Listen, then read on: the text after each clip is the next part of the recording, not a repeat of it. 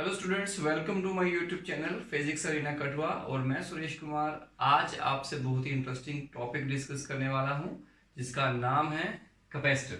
तो बच्चों, कैपेसिटर होता क्या है, चलिए इस बात को हम समझते हैं आज। कैपेसिटर को एक नाम से और भी बुलाया जाता है, दैट इज कंडेंसर। अब ये है क्या, सबसे पहले तो ये देखेंगे व्हाट इज दिस। तो कहेंगे कैपेसिटर एक डिवाइस होता है, एक डिवाइस है। तो बोलेंगे कौन सा डिवाइस, क्या हमने देखा हुआ है? बिल्कुल देखा हुआ है। कहाँ देखा? इलेक्ट्रिकल या इलेक्ट्रॉनिक डिवाइसेस में देखा है। घर में आपके लगा है कि नहीं लगा? बिल्कुल लगा है। कहाँ लगा है? ऊपर देखो। अरे भाई ऊपर ऊपर कहाँ? ऊपर पंखा है, उस पे देखो। पंखे के ऊपर एक कप लगा होता है, उस कप के अंदर एक सेल टाइप का व्हाइट कलर का होता है, उसे हम कहते हैं कैपेसिटर। तो वो एक कैपेसिटर है। इसके अलावा और कहाँ है? अरे भाई जिस चीज को आपने हाथ में पकड़ा हुआ है उसमें भी तो है। वो क्या है? अरे भाई आपका फोन। तो फोन में भी बहुत सारे कैपेसिटर्स लगे होते हैं। तो हर एक इलेक्ट्रॉनिक डिवाइस या इलेक्ट्रिकल डिवाइस में 99% चांसेस होते हैं कि कैपेसिटर्स हों। अब कैपेसिटर का काम क्या है इलेक्ट्रिकल या इलेक्ट्रॉनिक सर्किट में, तो चलिए देखते हैं, उसके बारे में समझते हैं। Capacitor is a device which store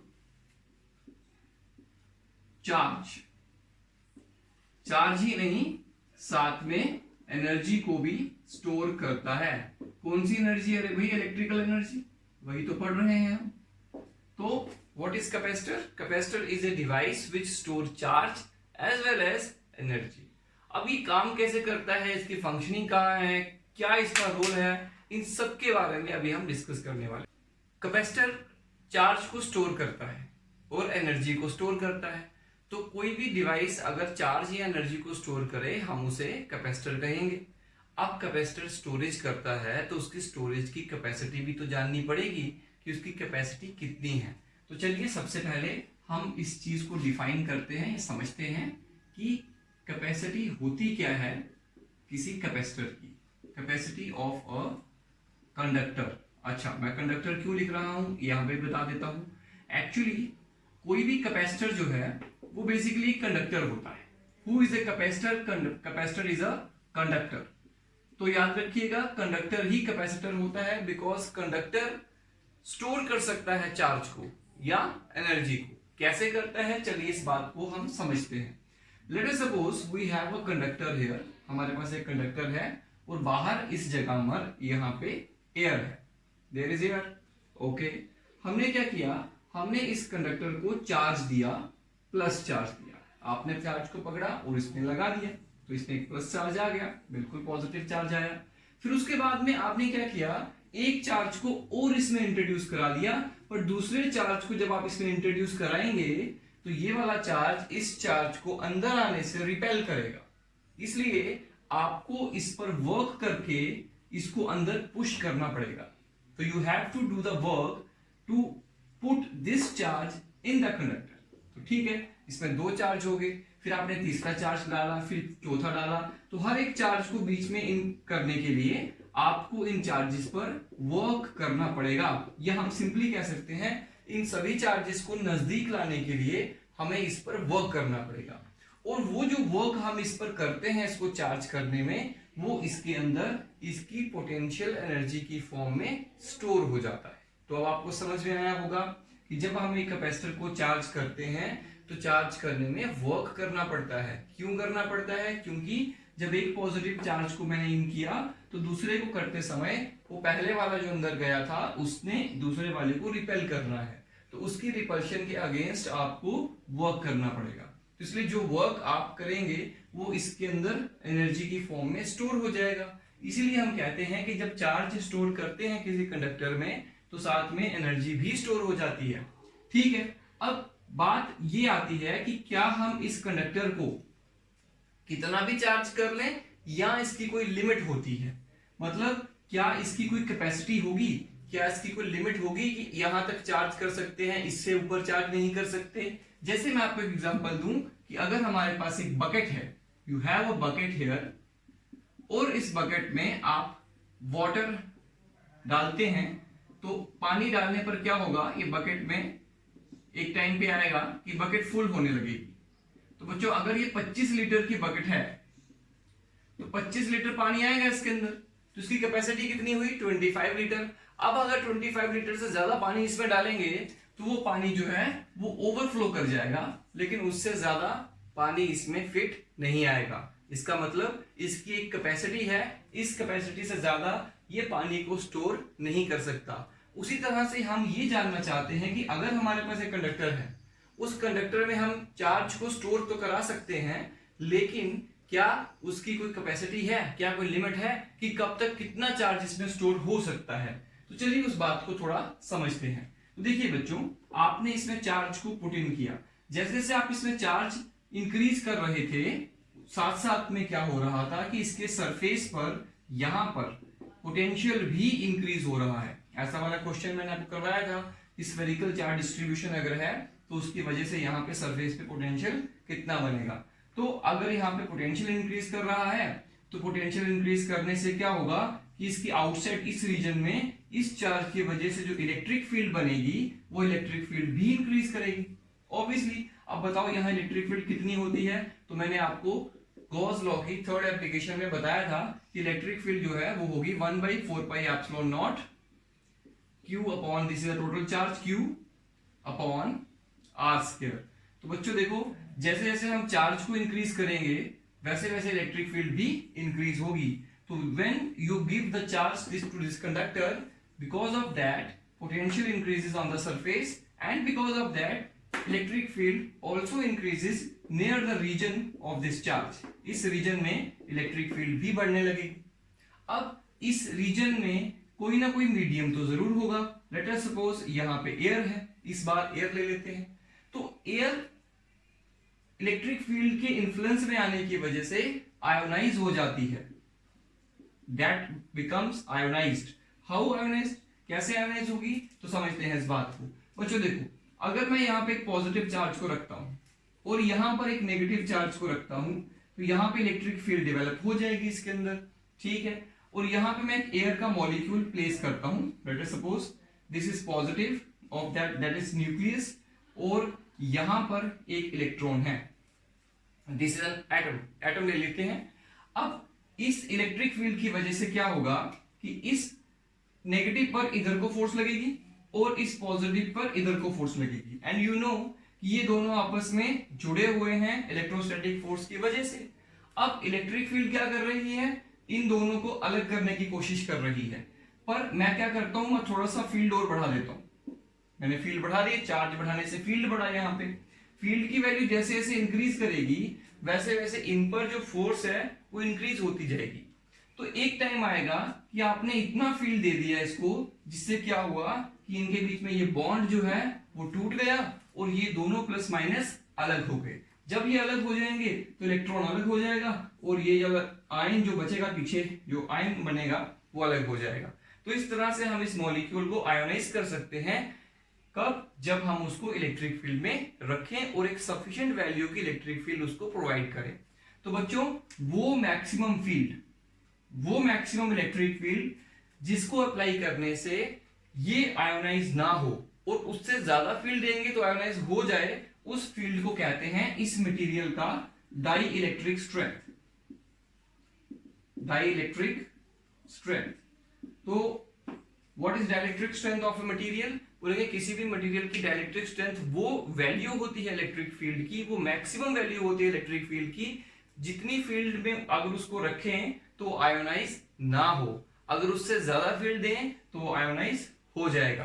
तो वैसे ही मैं एग्जांपल के लिए अगर कहूं कि अगर इस मॉलिक्यूल की जो डाइलेक्ट्रिक स्ट्रेंथ है वो है 100 न्यूटन पर कूलम, इसका मतलब क्या हुआ कि अगर हम 100 न्यूटन पर कूलम का फील्ड प्रोवाइड करें तो ये आयोनाइज नहीं होगा, लेकिन अगर 100 से थोड़ा सा भी वैल्यू बढ़ाया तो इट विल गेट आयोनाइज्ड। तो इसे कहते हैं डाइलेक्ट्रिक स्ट्रेंथ। तो बच्चों डाइलेक्ट्रिक स्ट्रेंथ ऑफ एयर कितनी होती है, तो एयर की जो डाइलेक्ट्रिक स्ट्रेंथ होती है दैट इज 3 × 10⁶ वोल्ट पर मीटर। अब आप सोच रहे होंगे मैंने वोल्ट पर मीटर क्यों लिखा, लीजिए मैं न्यूटन पर कूलम लिख लेता हूं, क्योंकि इलेक्ट्रिक फील्ड का जो यूनिट है वो दो है, न्यूटन पर कूलम एंड वोल्ट पर मीटर। याद रखिएगा, तो चाहे न्यूटन पर कूलम लिखें चाहे वोल्ट पर मीटर लिखें, एक ही बात होगी। चलिए, तो आपको ये डाइलेक्ट्रिक स्ट्रेंथ वाला कॉन्सेप्ट समझ में आ गया होगा। इसका मतलब हर एक मटेरियल का डाइलेक्ट्रिक स्ट्रेंथ होता है, बिल्कुल कहेंगे बिल्कुल होता है। तो चलिए बच्चों, अब हम कैपेसिटेंस को समझते हैं। कैपेसिटेंस क्या होती है? कैपेसिटी को हमने अच्छे से समझा कि कैपेसिटी किसी भी कंडक्टर की एक लिमिट से ज्यादा नहीं हो सकती। It can not have infinite capacity. अब कैपेसिटी को ही हम प्रॉपर वे से जब डिफाइन करते हैं फिजिक्स में, तो हम उसे कैपेसिटेंस कहते हैं। तो चलिए, एक एनालॉजी के अकॉर्डिंग हम कैपेसिटेंस को समझते हैं। मैं यहाँ पर एक एनालॉजी बनाता हूँ और एक कंटेनर लेता हूँ, एक छोटा कंटेनर जिसमें एक छोटा सा टैप लगा हुआ है, यहां से पानी बाहर को फ्लो आउट कर सकता है। और अब अगर मैं एक पर्टिकुलर वैल्यू का यहां से प्रेशर चाहता हूं पानी का, तो मुझे इसमें पानी भरना पड़ेगा। तो लेट अस सपोज मैं इस लेवल का पानी इसमें भर देता हूं। अब इस लेवल तक पानी को पहुंचाने के लिए मुझे इसमें 1 लीटर पानी डालना पड़ा।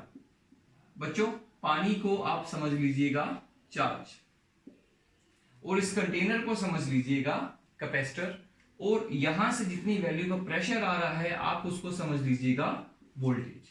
तो उस तरह से हम कंपेयर कर सकते हैं कि जब इसमें 1 लीटर पानी भरा, तो मान लीजिए इसमें कुछ हाइट हो गई, लेट अस सपोज 2 सेंटीमीटर हो गई हाइट। अब यहां पे इतनी हाइट होने से यहां पर 1 वोल्ट का प्रेशर बना। वो जो प्रेशर का यूनिट वोल्ट नहीं होता, मैं एनालॉजी बना रहा हूं। यहां से जो प्रेशर मिला हम उसको इमेजिन कर लेते हैं 1 वोल्ट। तो मतलब 1 वोल्ट का प्रेशर बनाने के लिए, 1 वोल्ट का वोल्टेज बनाने के लिए किसी कैपेसिटर को, इस कैपेसिटर को कितने चार्ज की रिक्वायरमेंट है? 1 कूलम चार्ज की रिक्वायरमेंट है। ऐसा मान लेते हैं। जैसे आप समझ लीजिए ये एक कैपेसिटर है, कंडक्टर है, आप इसको 1 कूलम चार्ज जब प्रोवाइड करते हैं, तो 1 कूलम चार्ज देने से इसके सरफेस पर 1 वोल्ट का पोटेंशियल बन जाता है। इसी तरह से मैं अगर एक और कंडक्टर यहाँ पे या एक और कोई कंटेनर यहाँ पे ले लेता हूं, और इस कंटेनर में भी इस तरह से टैप लगी हुई है, तो बच्चों मुझे बताइए, मुझे यहाँ पे भी 1 वोल्ट का प्रेशर चाहिए। तो उसके लिए मुझे क्या करना पड़ेगा? इसमें पानी भरना पड़ेगा। पानी उसी लेवल का भरना पड़ेगा जिस लेवल का दूसरे वाले छोटे कंटेनर में होगा, बिल्कुल 2 सेंटीमीटर।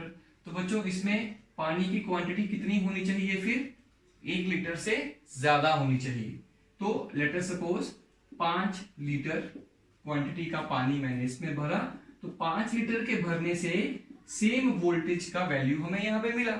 इसका मतलब ये हुआ कि अगर हमारे पास कोई कंडक्टर बड़ा है साइज में, और हम उसको पोटेंशियल यहाँ पे 1 वोल्ट बनाना चाहते हैं, तो उसके लिए हमें इसको 1 कूलम नहीं 5 कूलम चार्ज देना पड़ेगा।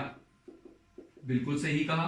तो 5 कूलम जब चार्ज देंगे तो ही उसका 1 वोल्ट से रेज होगा पोटेंशियल। बिल्कुल, इसका मतलब ये हुआ कि अलग अलग कैपेसिटर्स का, अलग अलग कंडक्टर्स का कैपेसिटी या कैपेसिटेंस अलग होता है। कईयों को 1 वोल्ट रेज करने के लिए सिर्फ 1 कूलम चाहिए होता है, और कईयों को 1 वोल्ट रेज करने के लिए 5 कूलम चाहिए होता है। इसी चीज को हम फिर से एक एनालॉजी से समझा सकते हैं बच्चों। कुछ लोग ऐसे होते हैं जिनको 2 चपाती मिले तो बोलेंगे अरे भाई पेट भर गया, और कुछ लोग ऐसे होते हैं जिनको 10 चपाती मिले फिर वो कहते हैं अरे हमारा पेट तो अब भरा। इसका मतलब उनका पेट 2 चपाती से भरता है और दूसरे वालों का पेट 10 चपाती से भर जाता है। मतलब उसकी भूख कितनी है?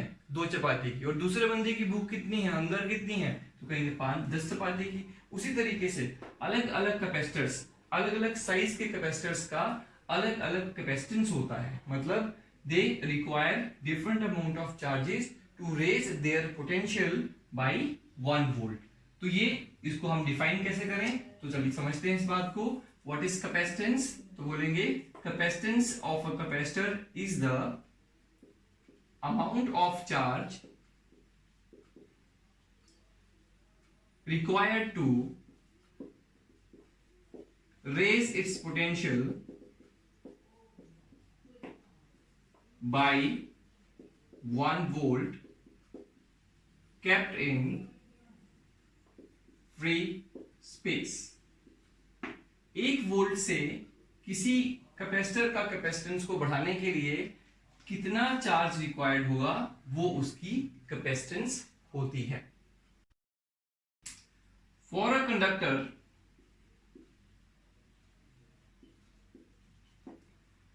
Q is proportional to V।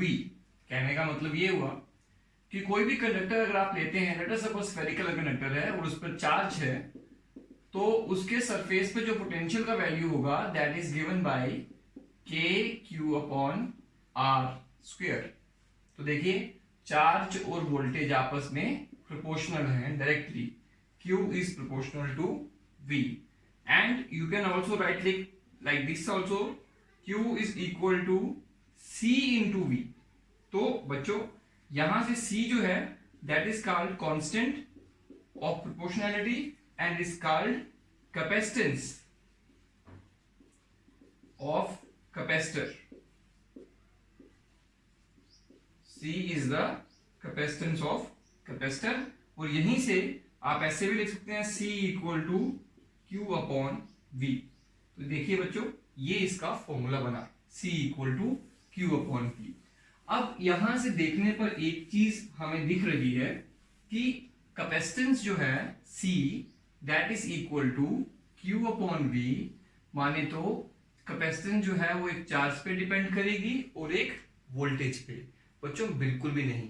जैसे अगर हमारे पास कोई रेजिस्टेंस वायर है जिसका रेजिस्टेंस R है और मैंने उसको एक बैटरी से कनेक्ट किया हुआ है, बैटरी का वोल्टेज है 10 वोल्ट और यहाँ पे जो करंट फ्लो कर रहा है वो है 5 एम्पियर। अब बच्चों बताओ क्या इस वायर का रेजिस्टेंस क्या इस करंट और वोल्टेज पे डिपेंड करता है? बिल्कुल नहीं। Resistance is a constant quantity, वो इन दोनों पे डिपेंड नहीं करता है। रेजिस्टेंस का वैल्यू तो भाई इसके मटेरियल पे डिपेंड करता है कि ये रेजिस्टेंस है कौन, ये मटेरियल कौन है, ये कॉपर है या एल्यूमिनियम है या फिर सिल्वर है या निक्रोम है या कोई और मटेरियल है। तो उस पर डिपेंड करता है इसके अंदर नंबर ऑफ चार्ज कैरियर कितने हैं, इसकी मोबिलिटी क्या है कंडक्टर की, अलग अलग फैक्टर्स पे डिपेंड करता है। मतलब उस मटेरियल का नेचर क्या है उस पर डिपेंड करेगा। इसी तरह से इसका फॉर्मूला क्या होता है, R इक्वल टू V/I। जो फॉर्मूला आपको ओम्स लॉ में दिखता है, देखिए इन दोनों को कंपेयर करिए। यहाँ R रेजिस्टेंस मतलब कांस्टेंट चीज है कोई, और यहाँ पे कैपेसिटर की कैपेसिटेंस। जैसे इसका लिखा है V/I, इसका लिखा है Q/V। यहां से ऐसा लग रहा है जैसे R V और I पे डिपेंड करता है, लेकिन एक्चुअली नहीं करता, ये हमने समझा। और यहां पर भी ऐसा ही लग रहा है कि Q और V पे डिपेंड करता है, लेकिन मैं आपको बता दूं बिल्कुल भी नहीं करता। तो C फिर किस पे डिपेंड करता है? तो कहेंगे capacitance of a capacitor depends upon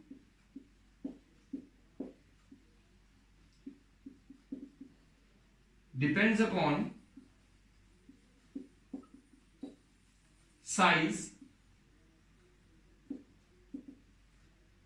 and dimensions of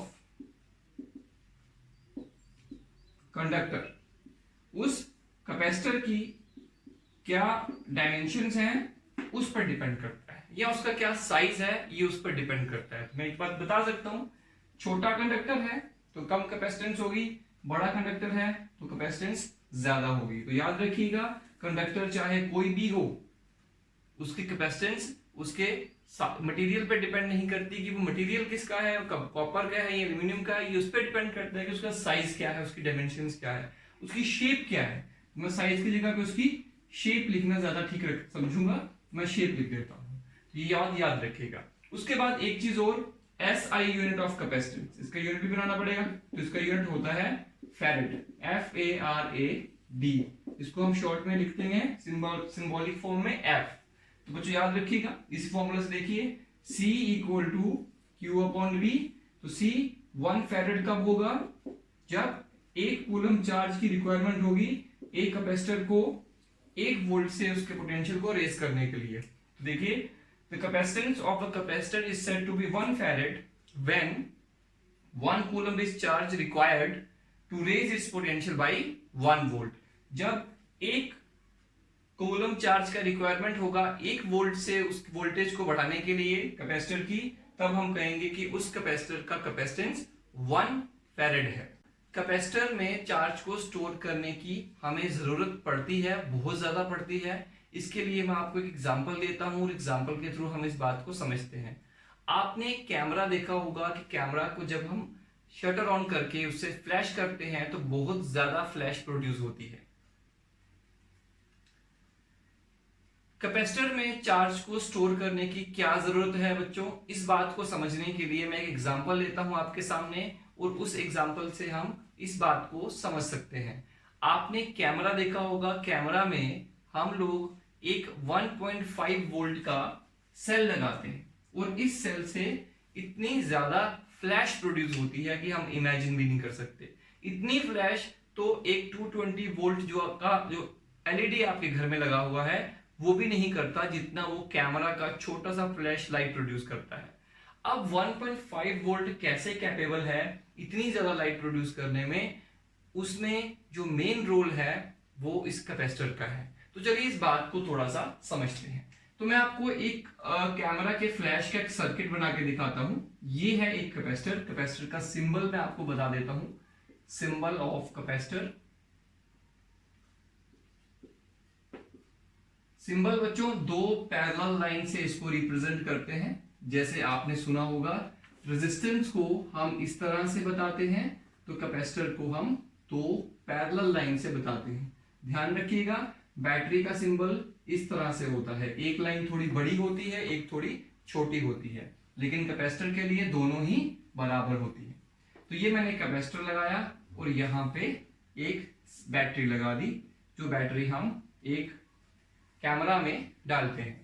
इसके आगे एक आपने ट्रिगर लगाया, जो ट्रिगर हम दबाते हैं कैमरा को से पिक लेने के लिए, और यहां पे एक बल्ब लगा देते हैं। ये देखिए ये बल्ब है एक आपका, दिस इज अ बल्ब मान लेते हैं।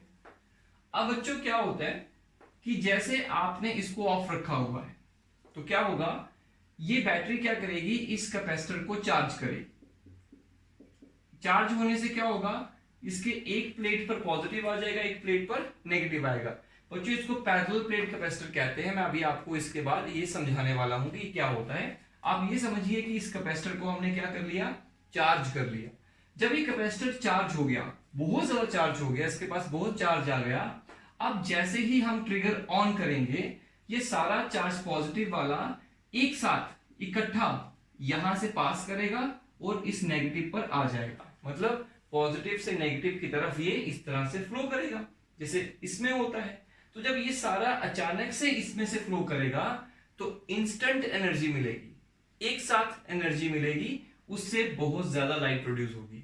बच्चों अगर मैं इसको नहीं लगाता तो क्या होता, तो ये बैटरी थोड़ा थोड़ा धीरे धीरे करंट फ्लो करवाती इस सर्किट में। अब उस धीरे धीरे जो करंट फ्लो कर रहा है उसके कारण जो लाइट है वो भी कम होती। तो डिम लाइट से फ्लैश हमें तो ज्यादा चाहिए होती है, तो डिम लाइट से ज्यादा फ्लैश हमें कैसे मिल जाती, इसलिए पहले हमने क्या किया, पहले हमने इस कैपेसिटर में इसकी एनर्जी को स्टोर कर लिया। फिर जब स्टोर हो गई सारी की सारी, फिर हमने जैसे ही इसको ऑन किया अचानक से ये फ्लो कर पड़ा। जैसे आप फ्लश करते हैं तो बच्चों फ्लश में आपने देखा होगा आपको इंस्टेंट पानी चाहिए होता है, जो आपके ऊपर वाले टैंक से पाइप के थ्रू पानी आता है वो धीरे धीरे आता है, उससे फ्लश नहीं होगा। लेकिन आप एक साथ में एक छोटा सा टैंक लगाएं पीछे, पहले उसको फिल कर लीजिए, फिर उसके बटन को पुश करिए, अचानक से पानी आता है। वही रोल एक कैपेसिटर का होता है। पहले हम कैपेसिटर में चार्ज को या एनर्जी को स्टोर करते हैं, फिर जब हमें रिक्वायरमेंट होती है तो वहां से अचानक से लार्ज अमाउंट की एनर्जी हमें प्रोवाइड होती है। तो ये रोल होता है एक कैपेसिटर का किसी एक सर्किट के अंदर। तो चलिए बच्चों इसके बाद हम लोग एक कैपेसिटर का कैपेसिटेंस कैलकुलेट करते हैं कि होता कितना है। तो चलिए देखिए कैपेसिटेंस ऑफ स्फीयर, एक स्फीयर का कितना कैपेसिटेंस होता है, मतलब स्फीयर कौन, या हम सीधा लिख सकते हैं स्फेरिकल कंडक्टर। तो देखिए क्या होता है, पहले मैं आपको बता दूं इसके बेसिक फॉर्मूलाज क्या है बच्चों। कैपेसिटर एक ऐसा डिवाइस है जिसकी में हम एनर्जी और चार्ज स्टोर कर सकते हैं। दूसरा कैपेसिटर का फॉर्मूला, कैपेसिटेंस का जनरल फॉर्मूला क्या बना, चार्ज अपॉन पोटेंशियल, मतलब कि charge required to raise the potential by one value. इसके बाद का सिंबल कैसे होता है, ये दो पैरेलल लाइन से इसका सिंबल रिप्रेजेंट किया जाता है। तीसरी बात, कभी कभार हम कैपेसिटर का सिंबल ऐसा भी बनाते हैं बच्चों, ये जो कैपेसिटर्स होते हैं ये पोलर कैपेसिटर्स होते हैं। Polar capacitors. कैपेसिटर्स बहुत टाइप्स के होते हैं, मैं आगे आगे आपको साथ साथ में बताता जाऊंगा। पोलर मतलब कि उसकी पोलैरिटी बताई जाती है, अदरवाइज इनकी दोनों प्लेट्स एक जैसी होती हैं, आगे चलकर हम बात करेंगे। और एक बात और, मैंने अभी पीछे पोटेंशियल का फॉर्मूला बताया था के क्यू अपॉन आर स्क्वायर, तो बच्चों यहाँ पे स्क्वायर नहीं आना है, पीछे भी अगर आपने लिखा है तो उसको ठीक कर लीजिएगा। के क्यू बाई आर होता है पोटेंशियल का फॉर्मूला, वो जो आर स्क्वायर लिखेंगे तो वो इलेक्ट्रिक फील्ड का बन जाएगा, तो उसको आप रेक्टिफाई कर लीजिएगा अपने नोट्स के ऊपर। तो चलिए देखिए, हमारे पास में एक कंडक्टर है, let us suppose we have a conductor. इस कंडक्टर का जो रेडियस है, स्फेरिकल कंडक्टर है, रेडियस है इसका r। तो मुझे बताओ इसका पोटेंशियल कितना होगा। पोटेंशियल एट द सरफेस, इस पॉइंट पे कितना पोटेंशियल होगा इसका, दैट इज के क्यू अपॉन आर, ये वैल्यू होगी। लेट अस सपोज आपने इस कंडक्टर को कितना चार्ज दिया है, आपने इसको क्यू चार्ज दिया इसमें स्टोर करने के लिए, और ये उसका पोटेंशियल आया। अब बताओ कैपेसिटेंस कितनी होगी, कैपेसिटेंस होती है Q अपॉन V। तो C इक्वल टू, मैं यहां लिख देता हूं, therefore capacitance equal is C equal to Q upon V।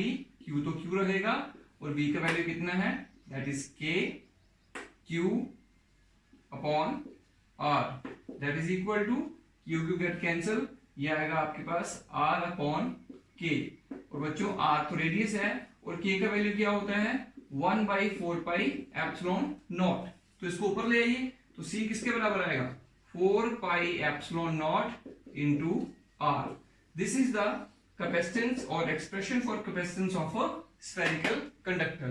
तो बच्चों यहां से एक बात समझने वाली है कि कैपेसिटेंस किसके प्रोपोर्शनल है, अरे भाई रेडियस के प्रोपोर्शनल है। तो मैंने आपको पहले ही कहा था कि कोई भी कंडक्टर हो, कोई भी कैपेसिटर हो, उसकी जो कैपेसिटेंस है वो उसकी शेप और वो उसकी डायमेंशंस पे डिपेंड करता है। तो देखिए ये इसके रेडियस पे डिपेंड कर रहा है, और ये क्या चीज रिप्रेजेंट कर रही है, उसके सराउंडिंग का जो स्पेस है उसमें कौन सा मीडियम फिल है।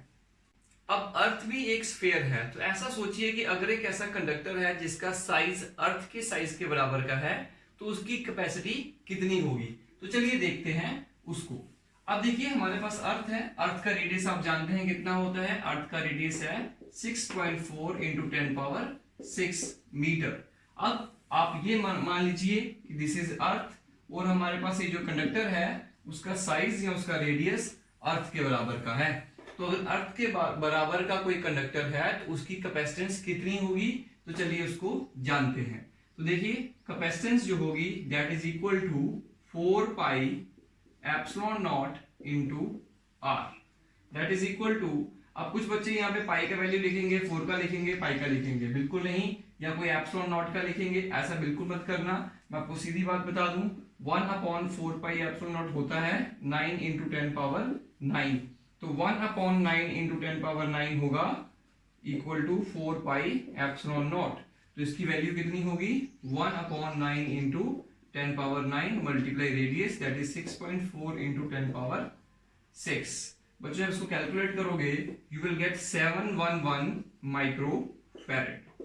तो this is the capacity of a spherical conductor.